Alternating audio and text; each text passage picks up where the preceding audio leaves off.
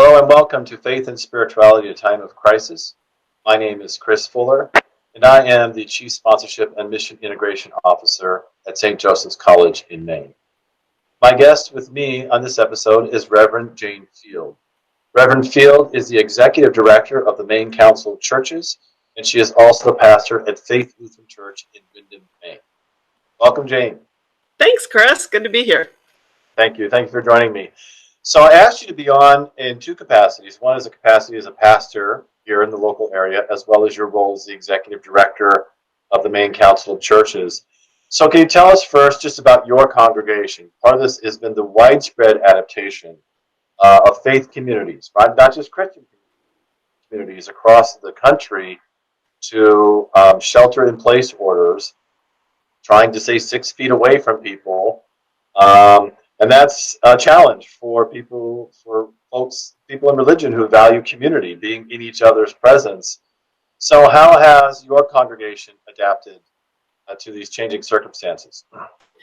So I serve a very small congregation, and usually that is seen as sort of a challenge, right? That, do we have enough people? In this experience, it's been a blessing because we all fit on one Zoom screen. And we all know each other. Many of them are related to each other. So we can stay connected.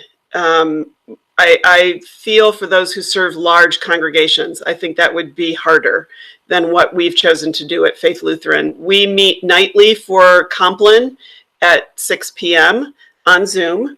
And it's a chance for me as pastor to lay eyes on everybody, make sure everyone's doing okay here. If someone isn't there, who's talked to them? Are they okay? Do they need anything? It's also efficient, right? Because I work 2 jobs. I don't have time like some of my full-time colleagues do to spend all day calling people one by one, which a lot of clergy are doing, which is extraordinary. I can't. So this is a great way to do that. They love seeing one another and talking one another the way you and I are right now. It really feeds their souls and gives them a sense of connection and community. We've started saying things like, the sanctuary has left the building, or our building is closed, but our church is open. So it's just a mind shift to get your head around. We're still being church. It's just not inside that particular room, inside those four walls. One of my conversations has been with Rabbi Carolyn Braun, Temple Beth El. So she said she's referring to it as Temple Beth Zoom. Yes, yes. I don't know if have you seen the image that someone, I still haven't found a credit for it, created of Jesus, the Da Vinci Last Supper, and all the disciples in Zoom. Yeah, that's what it feels like. That's now spreading wider. So now it's the School of Athens painting with Socrates or Plato, and everyone's zooming in to the School of Athens. Yes. Have there been any unexpected outcomes or what you might call blessings from this experience, moving into this transition? Yeah, there've been a lot. I don't in any way want to downplay the pastoral crisis and the need for those who are ill. I have 3 parishioners who've tested positive, all of whom are recovering at home, did not need to be hospitalized, thank God. I also have a parishioner who, in the midst of this crisis, was discovered to have stage 4 cancer. I have someone who's pregnant in a high-risk pregnancy whose placenta ruptured and had to be all alone in the hospital. And those are not to be dismissed when I turn and say, but there have been blessings, right? But there have. The opportunity to connect every night in prayer. I live in Portland. My congregants all live in Windham and north of Windham. That's been a great blessing. And of course, it's work. I mean, it's what I'm paid to do, but it feeds me as much as it feeds them to be together in prayer every single night. It's something we never did. We saw each other on Sundays. And in Sunday worship, what it has done is open up lots of room for creativity and use of technology in ways that if we were just doing the same old, we'd never have to do, right? Like we're forced to be creative and experiment. And what has been the greatest blessing to me is how open the congregation has been to that. They're excited by it. I mean, we made paper palms yesterday for Palm Sunday. We're doing an Alleluia sign to unbury our Alleluias on Easter. We've had one of our members who's a musician in Nashville Zoom in and do music for us. You know, we never would have had him playing our Easter anthem if we weren't doing it this way. I've learned a whole lot about how condenser microphones work. I never had to know that. You know, stuff they don't teach you in seminary. Yes. And the one that we're not struggling with, the one that we're rising to this week is the one that I know a lot of Christians all over the world are dealing with, is what do you do about communion? And I don't think there's any right or wrong answer to that necessarily. What the blessing has been is talking about it theologically with each other. Absolutely. Even in the Catholic tradition, it's raised up part of the tradition, which I don't think many people know about, which is spiritual communion for us, Yeah. which is through genuine desire to receive the Eucharist, Christ can be present to that person. Just as Christ is present to us in the readings as we hear them, present in the priest and the community that gathers. It raises interesting questions theologically about the presence of Christ in terms of when that community gathers by Zoom from all over the country in interesting kinds of ways. I think I think will present interesting theological conversations as we go forward. But you're right, every congregation, I think, is working through this. What exactly does that mean? I think that you're right. That does raise, I think, a richness of theological conversations then for those communities about what we value and how do we think about those things we truly value. Right. Absolutely. Right. Are there, in light of that, are there any things that you're thinking about that you're saying to yourself, you know, once this is over and we go back to being able to gather together in the church, there are still some things I've learned I would like to carry forward. I'd like to further explore here because of maybe the richness of some of these things that have come about unexpectedly. Absolutely. And I find a lot of my clergy colleagues are saying the same things, which is just because the stay-at-home order lifts, just because the virus may pass, we shouldn't go back to the old way. You know, don't lose this opportunity to grow and to be an emergent church in ways that this has forced us to be. Take those lessons and carry them forward, even when we are together in the same space again. And I don't discount the importance of that. I know my people are looking forward with great hope to when that day comes. But I think it frees, you know, church, unfortunately, one of the unspoken creeds, and sometimes it's spoken, is, but we've never done it that way, or we always do it this way. You know, that's like church, and it shouldn't be. And I think this has taught all of us, you don't need to ever say that again, you know, and people will look back and go, oh, but remember we did that and it was really fun. Why can't we do that? It just expands people's understanding of worship, of theology, of how to be together. You know, I wouldn't be surprised if we get a Zoom account. I've been sort of piggybacking on the Maine Council of Churches Zoom account because my church doesn't have a whole lot of money. But we may decide, you know, $15 a month is worth it to have a lay-led evening prayer every night anyway, not just because of the virus.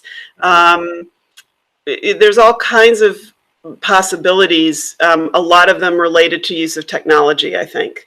And the other piece that isn't at all related to technology is the deepening of relationships that I think will carry forward. People seeing each other, you know, you're seeing me in my living room, I'm seeing you in your study. People know each other better now.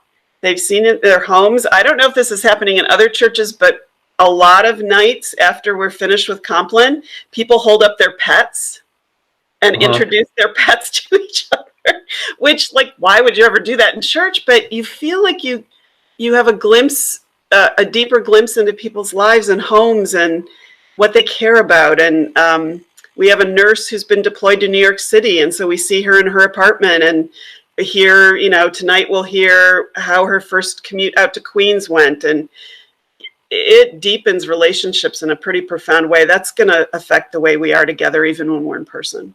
Yes, and I've talked to some of our faculty here at St. Joseph's. It's the same thing. They're doing their courses online with their students, and the same thing. There's both the content of the course, but then there's there are subsequent conversations about, oh, I noticed you have that book on your shelf behind you, or you have that picture on that wall. So it's led to other kinds of conversations with their students in ways they would never have had.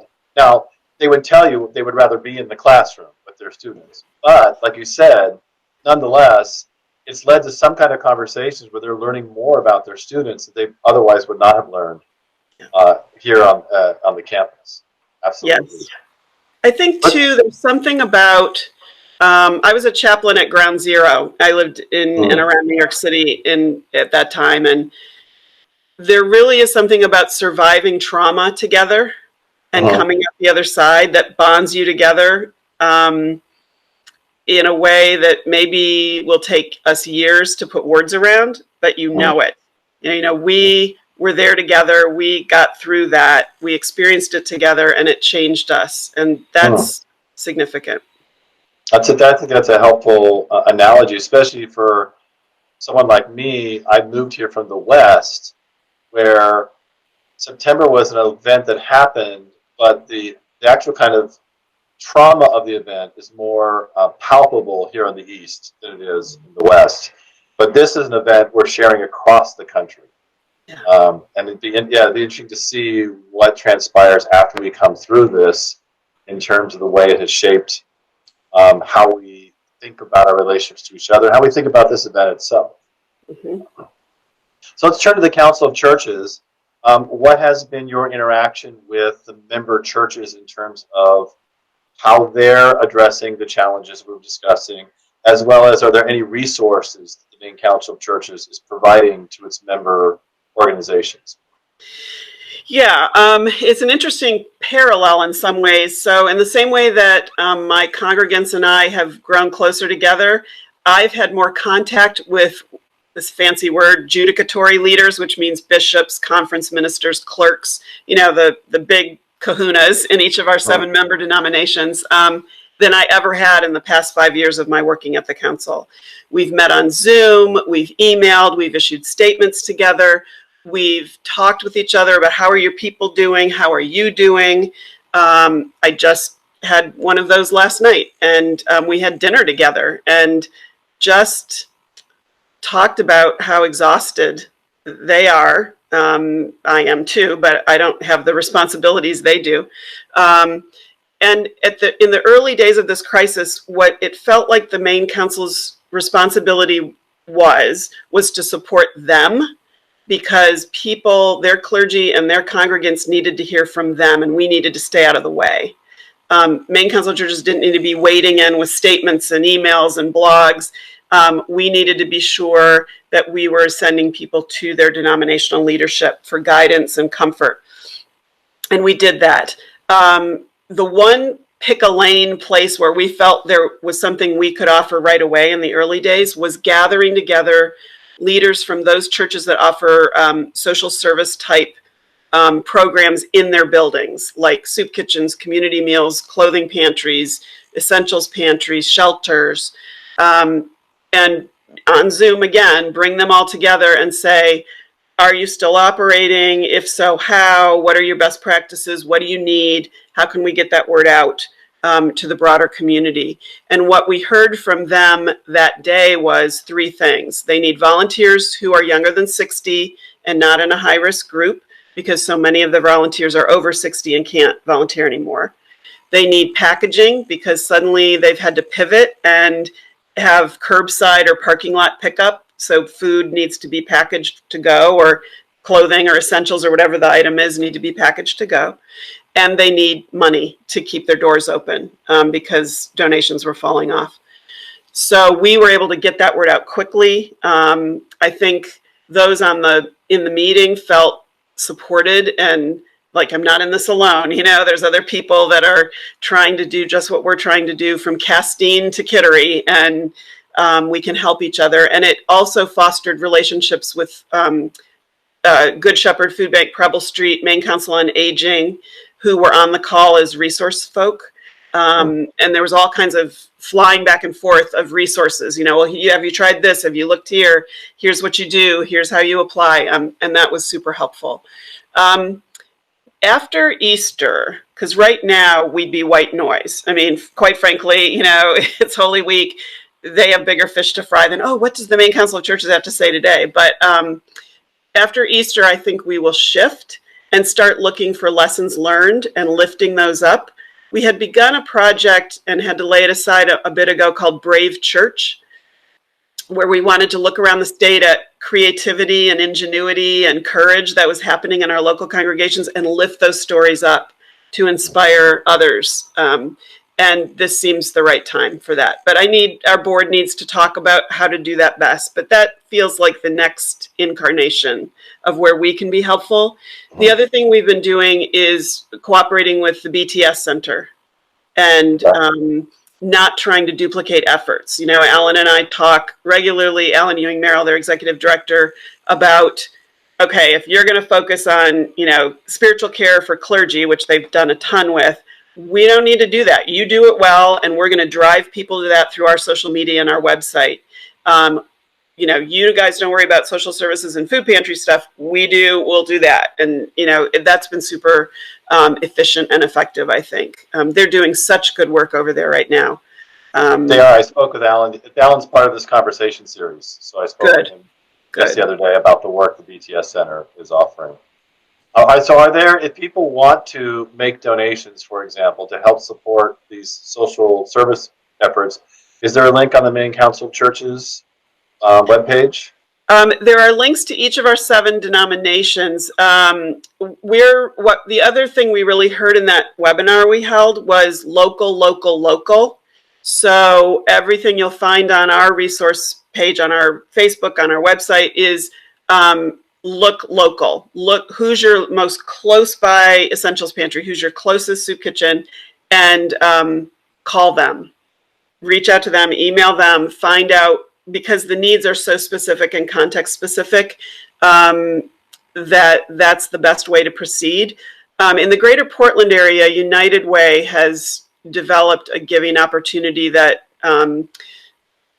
is broader and is a wide net. And I think that's worth folks looking at. We should probably put a link up to that. But we always are careful to say we're not the Portland Council of Churches. So we don't want to be too Portland centric in the places we drive people to. So really the message is your own denomination and local. And you will find so much need and so many opportunities. I mean, at my own church yesterday or Sunday, we had almost 3 pages of announcements, and most of it was, if you want to make cloth masks, here's who to talk to. If you need, if you want to drop off donations for the Essentials Pantry in Windham, here's what you do. There was so much. People won't need to look further, just like Dorothy, they won't need to look further than their own backyard to find desperate need for what they have to offer. That's helpful. So that anyone watching this, it would be to look at your local denomination or your local church, look there to see if there are any links to resources or even announcements of how people can help through the services they might be providing to their local communities. Yes, and on our website and on our Facebook page, you'll find the 7 denominations and then a direct link that takes you to their COVID-19 page. They all have one. So absolutely. So I'll put a link at the end of this conversation on the final title slide to that particular webpage so people can go to it.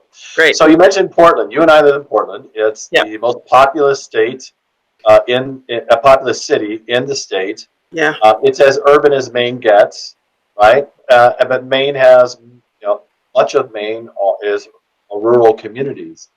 Have you, in your conversations with member churches, are there particular needs that we who may be in more urban areas like Portland should be aware of that are in rural communities that maybe we're not hearing about or not aware of?